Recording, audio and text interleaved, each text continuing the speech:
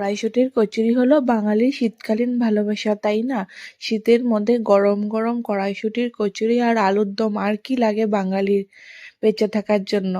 আমি কড়াইশুঁটিটাকে ভালো করে ছুলে ভালো করে ধুয়ে নিয়েছিলাম। তারপরে কড়াইশুঁটির মধ্যে আদা আর কয়েকটা কাঁচা লঙ্কা দিয়ে ভালো করে পেস্ট করে নিয়েছিলাম। তারপর কড়াইতে তেল দিয়ে একে একে কালো জিরে আর গোটা জিরে আর হিং সম্বার দিয়ে কড়াইশুঁটির পেস্টটা দিয়ে অল্প নাড়াচাড়া করে ওটার মধ্যে হলদি, লঙ্কা গুঁড়ো, জিরে গুঁড়ো, ধনে গুঁড়ো, লবণ আর গরম মশলা দিয়ে ভালো করে একদম শুকনো শুকনো করে ভেজে নিয়েছিলাম কড়াইশুঁটির পুরটা, যাতে যখন আমি ভাজবো পুরিগুলো তখন ফেটে না যায় তার জন্য।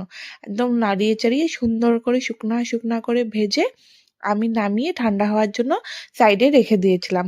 তারপর পুরির জন্য আমি 1 কাপ আটা আর আধা বাটি মানে আধা কাপের মতনই ধরতে পারো সুজি দিয়েছিলাম। ওটার মধ্যে লবণ আর জৈন দিয়েছিলাম। জৈনের ফ্লেভারটা পুরিতে অনেক ভালো লাগে। তারপর গরম জল দিয়ে আমি একটা সফট ডো বানিয়ে নিয়েছিলাম। আমি অল্প অল্প করে জল দিয়ে দিয়ে ডোটা বানিয়েছিলাম। তোমরা আন্দাজ মতন জল দিয়ে তোমাদের ডোটা বানিয়ে নেবে, যাতে ডোটা একটু সফট থাকে ওটাই দেখবে। কেন কি পুরির ডো না সবসময় সফটই হতে হয়, তাহলে পুরিগুলো ফেটে যায় না। তারপর আমি ওখান থেকে লেচি কেটে রেখে দিয়েছিলাম।